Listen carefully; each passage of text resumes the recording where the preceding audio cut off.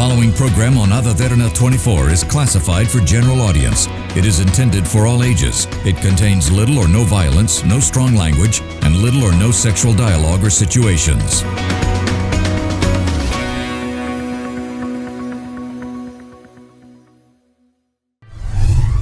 Tonight, we delve into the laws of criminal investigations. With increasing complications coming to light in relation to recent criminal cases, what procedures are in place in the Sri Lankan legal system to ensure a thorough and accurate investigation? What powers are granted to authorities from the courts for evidence collection? And what does the future of investigation procedures look like in Sri Lanka?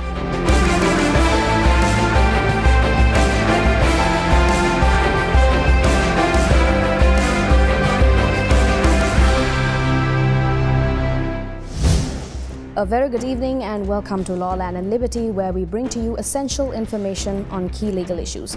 Now, tonight we're touching on a subject that I'm sure most of our viewers have had quite a few questions on, and that is criminal investigations. Now, how exactly are these investigations carried out is exactly the biggest question I feel the general public has, because it's not exactly clear to us. Well, to discuss this topic in depth, we have with us a very notable figure in Sri Lanka's legal field, and that is President's Counsel Prashantha Alwis. Thank you very much, sir, for taking the time to speak to us and to our viewers here today. Mr. Alwis is also a lecturer at the Faculty of Law, University of Colombo. He was also a former state counsel of the Attorney General's Department, so I'm pretty sure we can have quite a few interesting takes on this topic as well because of his expertise in this field specifically. Thank you very much once again, sir. Now, before we move into the discussion, we have for you a breakdown on how exactly this discussion is going to go, of course. Now, first we'll talk about the very basics of criminal investigations, the provisions. Next, the evidence aspect, along with a few key criminal cases and a dissection of them as well. And finally, we'll talk about new amendments and potential reforms.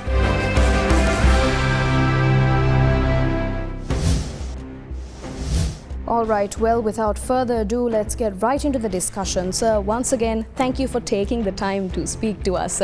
So why don't we get right into the discussion, sir? Now, a lot of us are probably wondering, now, criminal investigations has not been a topic that's been in the dark for many of us. We know that it happens, we know there is a process, but we don't know exactly where that process is legislated from. So could you please start us off, sir, with pointing us out to exactly where the legislature is that governs criminal investigations? Anuradha, is very clear that criminal means it's an offense against state. It is basically offense against the state, and therefore it has to be punishment is the key.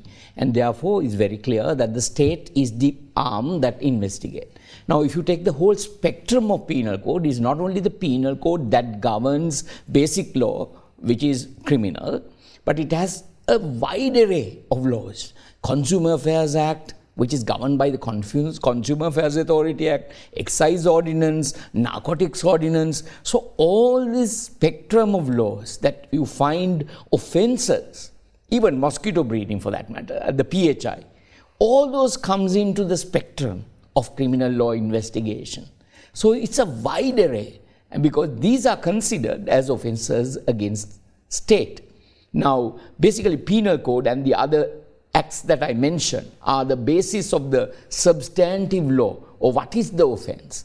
But the procedure is laid clearly by the Criminal Procedure Code, and that is connected to the evidence ordinance, because what is pertinent is that evidence has to be laid in court for a conviction.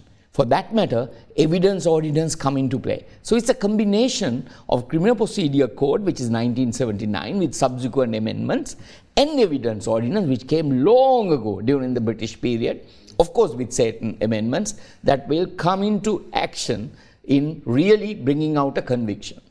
I see, sir. So there is a plethora of legislature that is intertwined in order to give light to these procedures and what actually governs these investigative procedures. Absolutely. So I feel like we should probably get right into the most immediate question that arises when we think of that, because now we know where the legislature is, but what exactly is the procedure? So when it comes to a criminal investigation, how is it begun? How is it initiated by the police or by authorities? Certainly. You would have heard of 119. That's where any person can call over and inform that there is an offense committed and some incident is taking place. Now that we call it a first complaint. That is how generally it starts. But it can happen if it happens in front of a police officer. Then he can immediately take over because he himself has seen it. So the first information is very vital, and that is under section 109 of the Criminal Procedure Code. Now very interestingly, if you take that, for the interest of the viewers, it is very important that we have 109, you can come with a written complaint for the complainant only. The rest of the investigation, as we will discuss, has to be orally given and the police will transform that into writing. So you have a liberty, if you are making the first complaint, to come with a written one under section 109. But of course, it has to be pasted on an information book and it has to be that particular size. But if you are giving a complaint to the criminal investigation department, then you can take a typed or a written A4 size sheet. So that's how actually the investigation commences. So it's a very basic fact of 109. That is exactly how an investigation can begin. Exactly. So, sir, just a small insert there, sir. Is it the same across different criminal spectrums where, you know, if we take issues such as rape or drugs, is it always the same? Is it only 109 or is there a different... Basically, penal code offences, it is 109. But as I said, say mosquito breeding. I mean, PHI with the arm of officers will visit your home or office and will find mosquito breeding. Now, that's where they detect the offence. Narcotics, you take it. There is no complaint. He get information from some source which is basically kept secretive. So they are the arm, the executive arm or the law enforcement authority take the first step, Anuradhi, and come in. So it's not exactly written one. Sometimes it's information, secret information, like narcotics. I mean, no person will generally come openly and give a very high sophisticated narcotics offense. So it's varied. But what I mentioned of 109 is the first complaint of a general offense that takes place, where you and I, citizens, are affected. I see. So when it comes to us complaining, 109 is the way to go. And also, sir, now that you mentioned how the authorities might end up initiating investigations in different forms, we should probably talk about the most, I'm pretty sure a lot of us are very concerned about this topic as well. Now, when it comes to authorities like the police, so what powers are vested in the authority, the police, when it's coming to conducting an investigation, sir? They have a wide spectrum of power, and that is they can call anyone to come and give statement. That's the most vital one. And if you refuse, it's offense. You can be charged, you can be arrested. So it's a very prerogative power the police has to call anyone, including even for the president. Of course, you can't basically investigate, but you can't have a charge against him. There is immunity against the president. So from the president to the down to every one of us, they can call and take statements, and they can get all the machinery involved.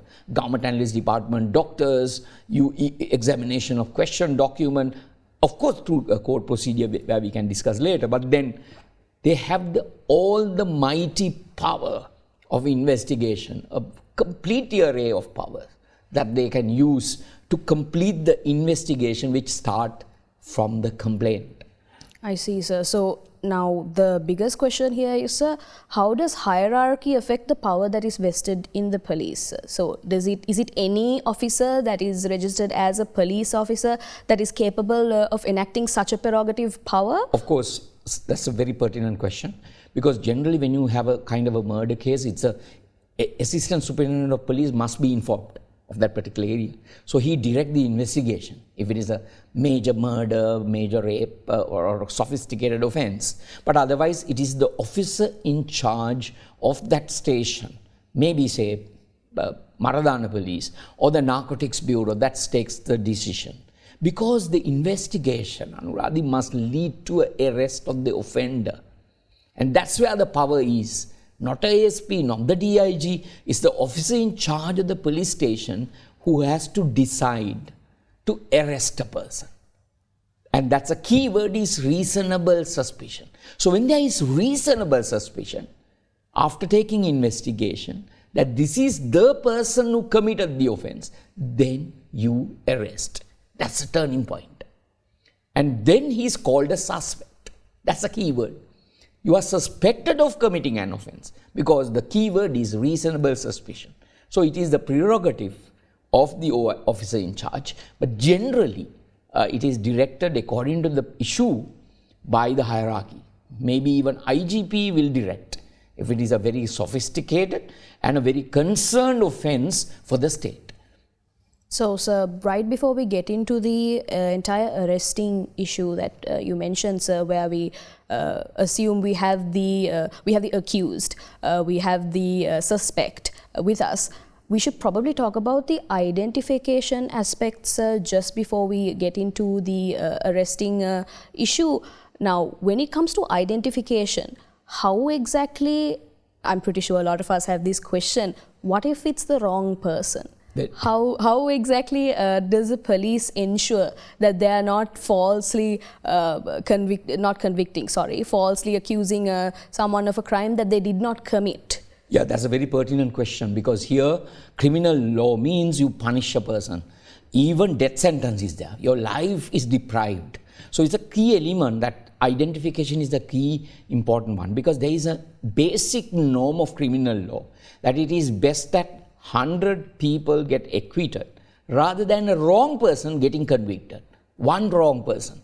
So because that is a breach of the justice system. That's a failure of a justice system. So that's very pertinent. So identity of the accused is key element.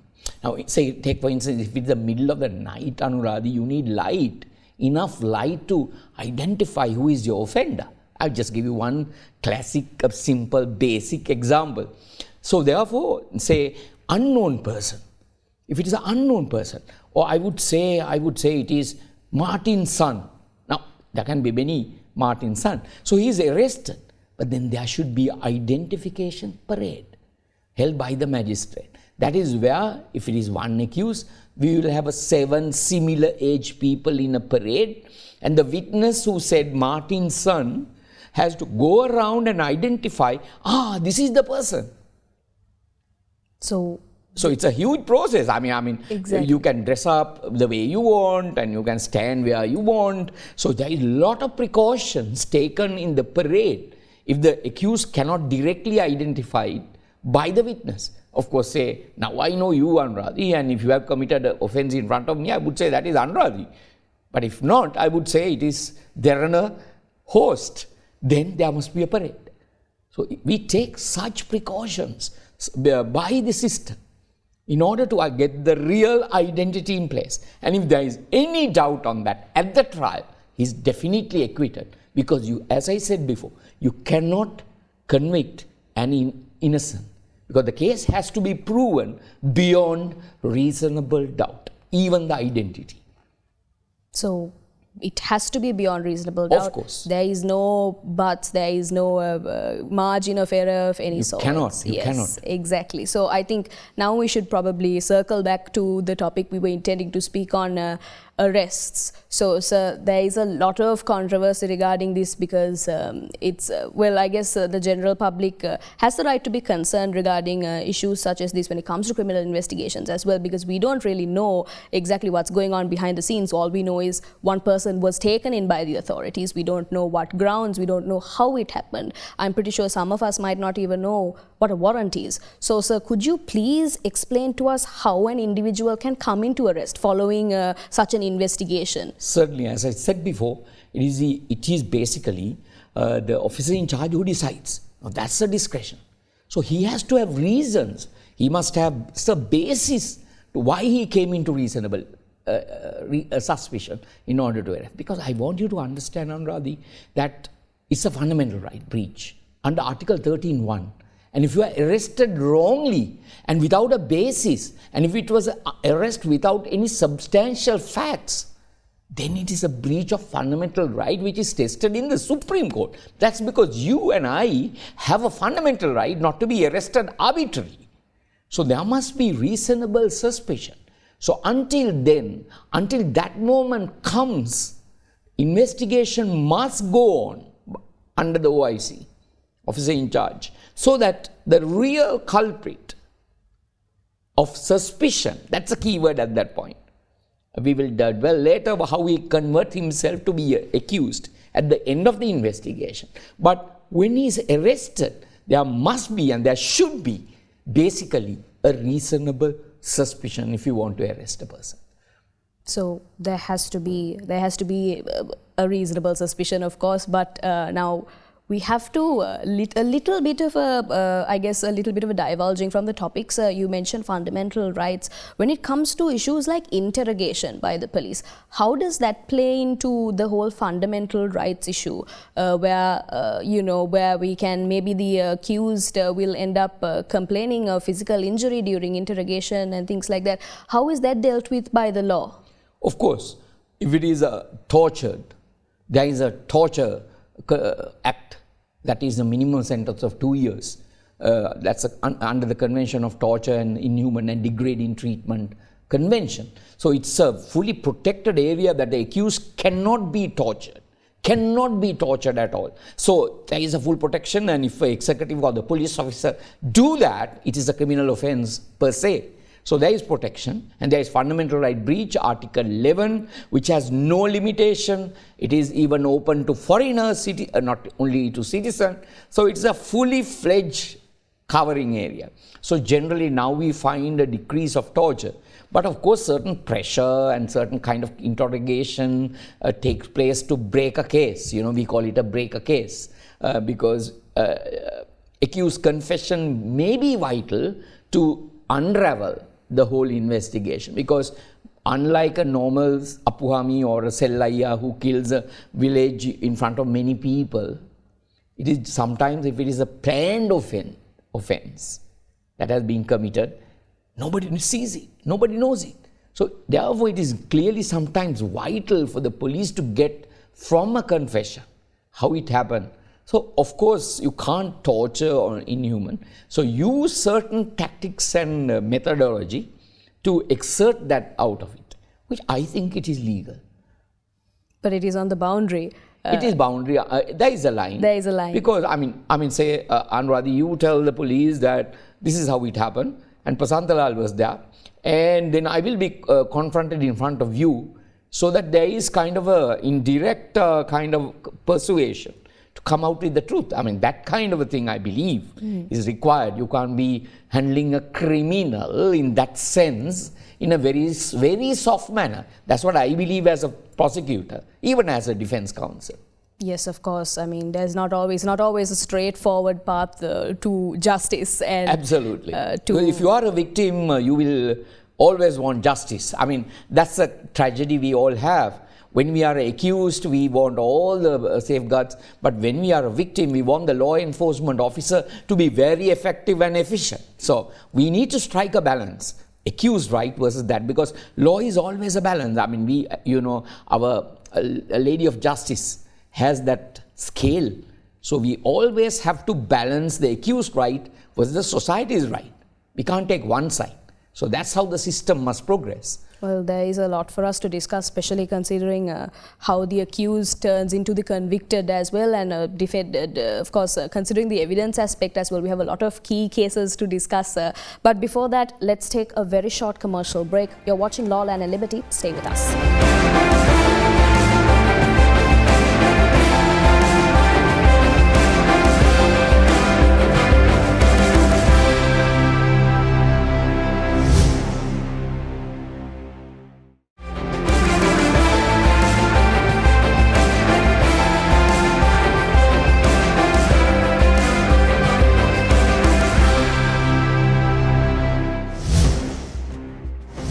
Welcome back to Law, Land and Liberty. We were in discussion with President's Counsel Prashantha Alwis, and we were talking about criminal investigations. Now, sir, before we went into the break, we were talking about exactly how criminal investigations are governed in the law, and exactly how an accused can be investigated and what the process is, basically. We talked a little bit about fundamental rights as well, sir, but now I feel like we have to get into a little bit of the specifics when it comes to the police powers. Now, we understand that now through what Sir explained, that there is authority by any police officer in order to confirm, in order to begin an investigation, in order to carry out an investigation. But I'm pretty sure most of us are not aware of these specific issues such as blood tests and CCTV footage, and how what discretion is there when it comes to the authority that the police has in order to enter private property and get recordings from people that own their own personal CCTV cameras. So things like that, sir, is there a connection to the courts when it comes to things like that, where like what kind of support will be given by magistrates courts or the courts in order to uphold these criminal investigation procedures by the police, sir? Yes. The first fact that you mentioned, that is blood samples and nail screenings, nail scrapings and fingerprints, because sometimes I may leave fingerprints on the scene. Now all those has to be, so fingerprints will be taken at the scene, and the dog who will sniff and the dog will take you to a particular place. So all those are expert evidence that a police will use, especially in a case where the accused is not identified. So that is, we call it circumstantial evidence. That's very, very vital, because sometimes the law says that lay witness can lie but not circumstances. So it's very clear, very important that the police will have to use his power in order to do that. So if the accused is willing, as you said, you have to get today, in almost every accident case, will be in the future will be proven by CCTV evidence, and most of the time it is CCTV evidence that can be led easily in today's context. So you need to get that CCTV footage, which is very absolutely vital. How do we get it? If the people willingly give it, fine. But if we don't give it, then of course you have to get the intervention under section 124(25), which deals with the powers of the magistrate of the Criminal Procedure Code. You can always get an order. To take a sample of blood, because you can't, puncture a person and get blood by force, because you are causing hurt. That's the basic concept of law. So in that kind of a concept, you have to go to the judge and get an order. Very interestingly, most of the cases today are done and detected through telephone calls. Your telephone call is your private, and your bank account is your private, especially if it is a fraud and say even a murder where there is a money transaction taking place. So these are basically confidential information. You cannot, even the police cannot get it.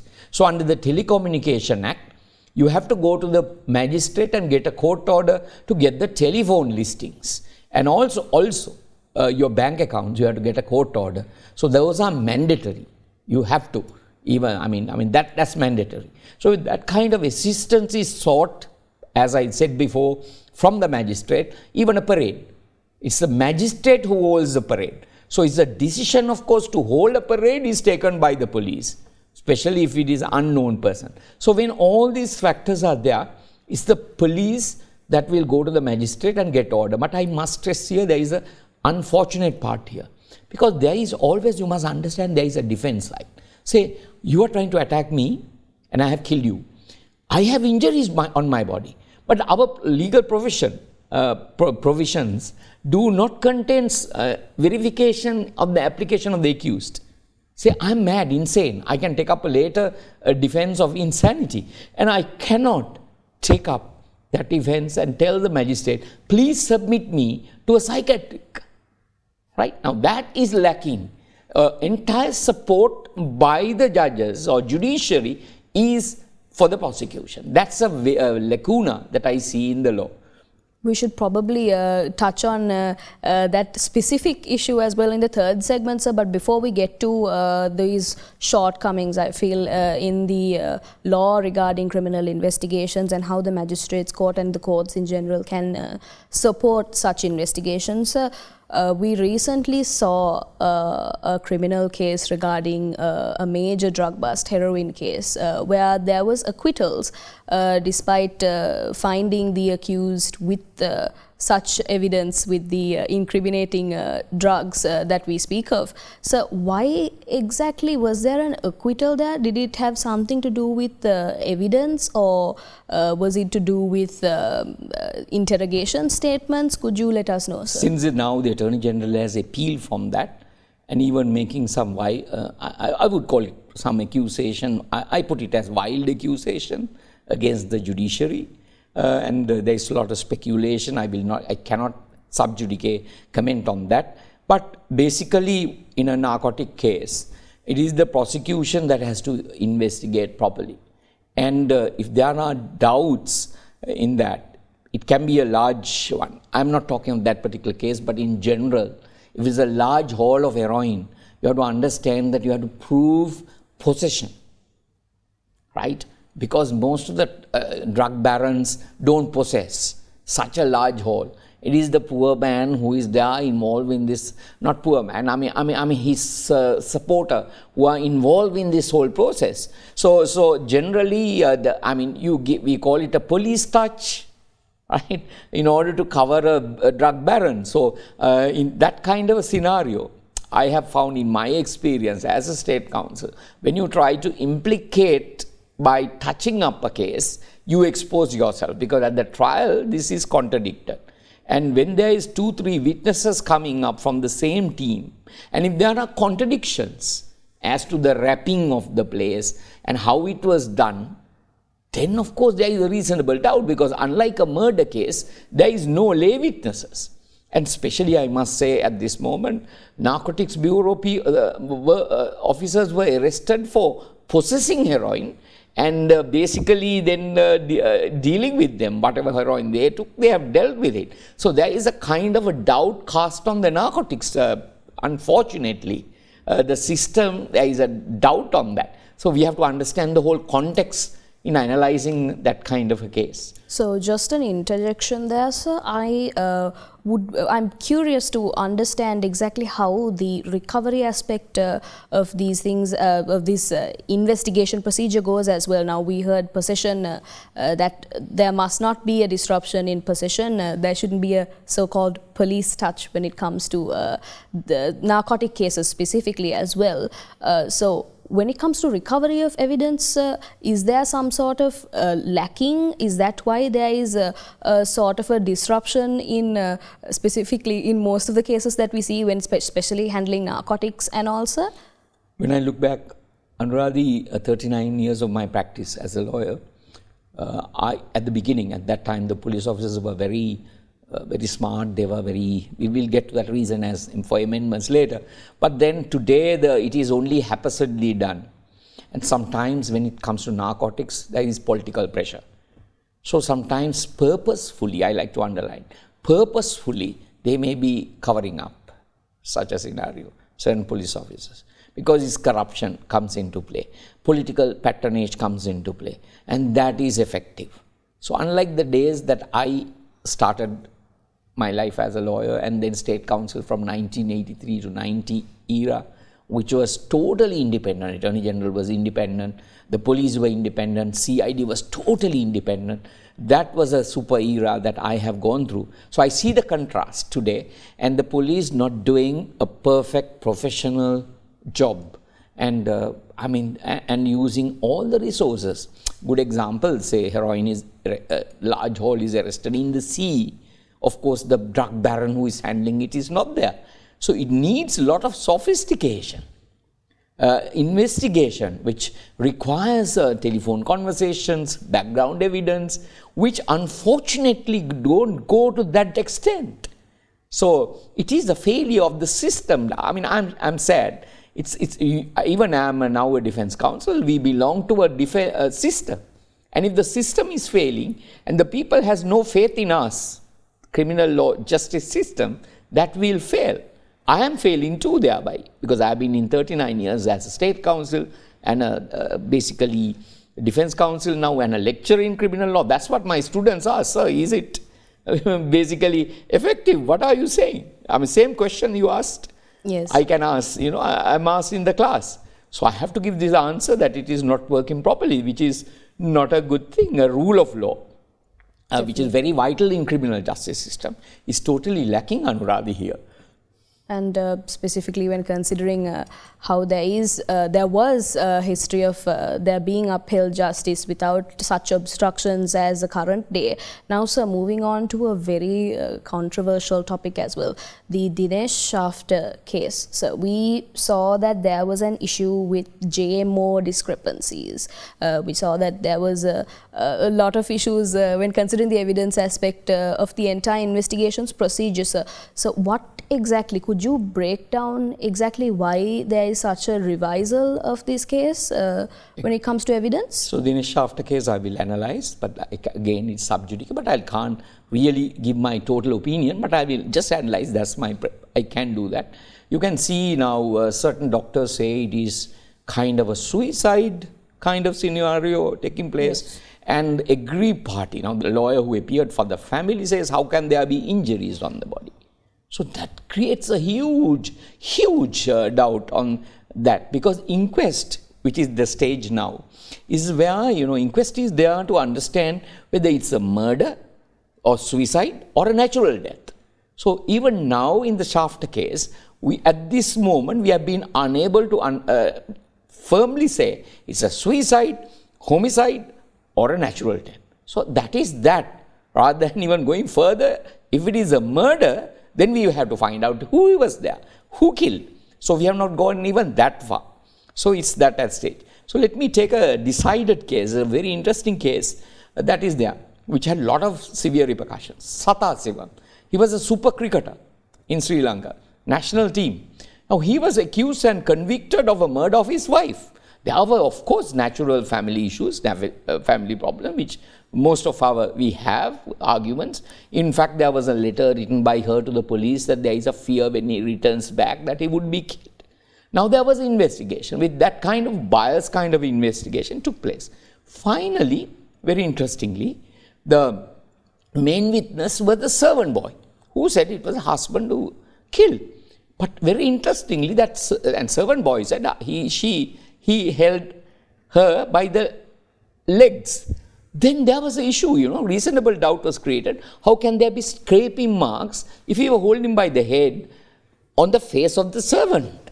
Obviously, he was just closer to the face or closer to the upper body of the lady. And it was argued, it was stated that it happened on the bed. But evidence and more was there that it happened in the kitchen.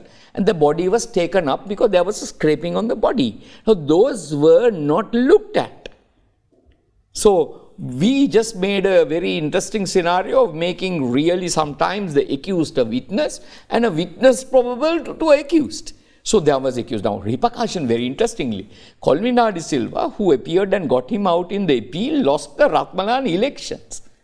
I'm just telling you how the whole thing repercussions. Because he said Wangadi and Marua. That, Wangadia is in the kitchen, no? So he lost his election, such a erudite lawyer and a politician, because of the social outcry that took place, because of acquittal he got as a defense lawyer. Such was the effect of this whole case. So what I want to say is, this is the issue. We sadly lack a very comprehensive investigation. So this is a classic example you raised. Even to this moment, this happened in Colombo in a major place, and still our system is unable to find the basic, whether it's murder or suicide or natural death. So if we are that state, I think we should be ashamed. Let the final decision be there. I don't want to analyze and say this is it and this is my opinion. But what I can always say is that still our legal system, criminal justice system, has failed to undergo the basic first step. Because if it is only murder, then we have to find out who was there and who did that, Anuradhi. So there is a lot of discrepancies when it comes to JMOs as well. When it comes to the key evidence, there could have been a complete in Sathasivam there was, yes. Sidney Smith was flown in, famous forensic expert was flown into Sri Lanka and gave a total different opinion from the local JMO. So he's the one whose book that we refer to. So this is interesting. I mean, that's the beauty of criminal law. That's why it is so interesting. criminal law, unlike a deed case or a property case, which is very boring to me. I'm not running it down. I'm not running it down. But then this is what makes it interesting, because we are trying to interpret something that has happened generally not in the eye of the public. And therefore, there are different views, and that makes everyone, you and I... There's more than one aspect to the entire... we both become Sherlock Holmes, even if it's a defense counsel or a prosecuting counsel, or such a I could call it fun, adventure, takes place in criminal law. That's why I love that. Yeah, unfortunately, we ran out of time to talk about the Easter attack issue as well, sir. But before that, I think we'll pick that up in the final segment, which is coming right up. So please do stay with us on Law, Land and Liberty right after this break.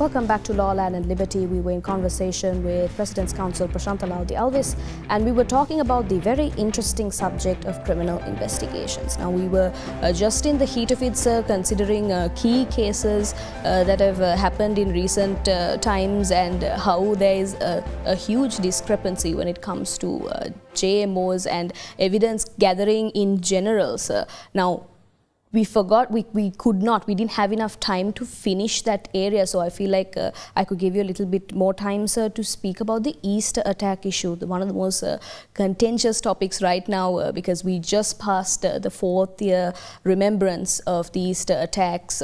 So could you please tell us how exactly, with the passing of time, it has been 4 years already, how does the evidence collection process, how does it continue to be collected after such a long period of time? And how does investigations go on for such a prolonged period of time?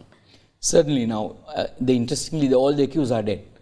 But then there should be investigations. Good example, when Rajiv Gandhi was similarly killed by a Sri Lankan Danu in India, they found enough and more evidence and got people convicted of people who supported, from ones who harbored them to the people, including Pottu Amman and Prabhakaran, who conspired. They had such an investigation machinery moving. Now, here in this scenario is where, very interestingly, a former Attorney General has said there is a conspiracy. Now, Attorney General, as you know, I've been a state counsel, is the arm which supervises, governs, guides, finally indict in a criminal case. So, if the Attorney General says there is a conspiracy, there is a major issue. And we have yet to see who did it. Now, he had made a statement, he had been called to the police, so I don't go on to delve into that in depth. But yet for all, there sees a question mark. And when the Supreme Court of Sri Lanka, the highest court of Sri Lanka, has given compensation highest to the president, including to all people who has failed there, at least under section 298 for negligence and rashness, there must be some criminal prosecution for the people concerned who should have prevented this. Because they have been, basically my view is they have been negligent, probably negligent, I'll use that word very carefully, probably negligent or rash, and that comes under section 298 of the Penal Code. Now that has to happen. But anyway, there is a conspiracy. There is enough modern methodology to find out what conspiracy is. And we have had several 2 or 3 presidential commissions going in depth into this. So unfortunately, only recently that was given to the Archbishop. It has never been to the Parliament. We have never had transparency on that. So how can we, as a criminal justice system, have the trust that the actual thing has happened? Because there is no transparency. This is something national, not like I killing you, Anuradhi. That affects you and your family, though it's against state. This affects entire national security, public security, and those affected people. So it is very critical. This kind of scenario is taking place. And I personally, as a member of this criminal justice system, is not happy, not satisfied, and saddened that we are in that state. When I look at my earlier days of state counsel era, where investigation and the whole process was super. I would use that word, super. Because our people are talented. Our investigation generally are talented. So it has failed gradually along the way. And that is what I have witnessed in my life. So there is a gradual decline. Absolutely. Unfortunately. But sir, even amongst the gradual decline, we see that new measures are being attempted to be put in place, especially when considering the buzz around the Anti-Terrorism Act that we were told about, well, that the existence of which we knew a few weeks ago, regarding, of course, mainly concerning terrorism and a little bit of a reprisal of the Prevention of Terrorism Act. So now, without going too much into detail, because I'm pretty sure it's not set in stone yet, there is not much we can discuss. But sir, when it comes to evidence and when it comes to investigations, do you see any key issues that can be addressed through the Anti-Terrorism Act? Certainly.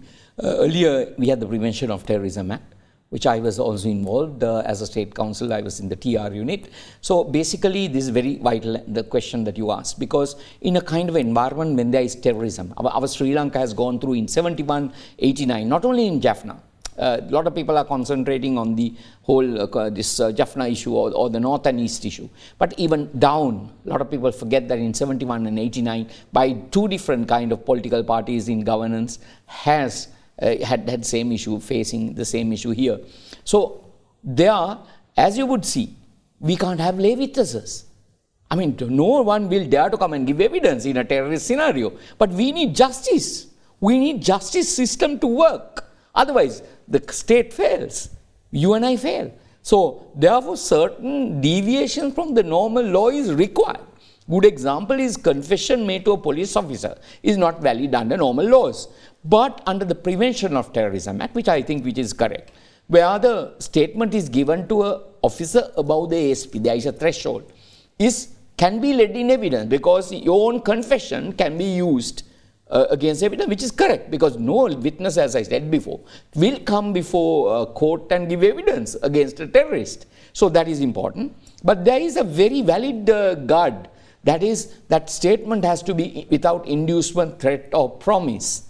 I mean, good example, the Parliament bomb case, where the bomb was thrown by Ajit Kumar in the Parliament. The court found that he was tagged to a bed like a dog. So the court felt there is threat, kind of indirect threat, kind of on him. So his confession made to the police that he is he who threw the bomb at the Parliament when they were in session. The Parliamentary Committee, the government officer, MPs were there. And in fact, two MPs, I think two, yes, died in the process, and even Lalitha Thomadeli got injured.